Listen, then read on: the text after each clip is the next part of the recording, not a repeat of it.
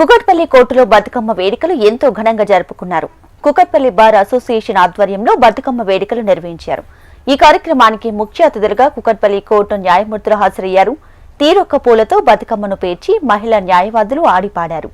ప్రతి ఏటా ఇలాగే కలిసికట్టుగా బతుకమ్మ వేడుకలు నిర్వహిస్తామని న్యాయవాదులు చెప్పారు.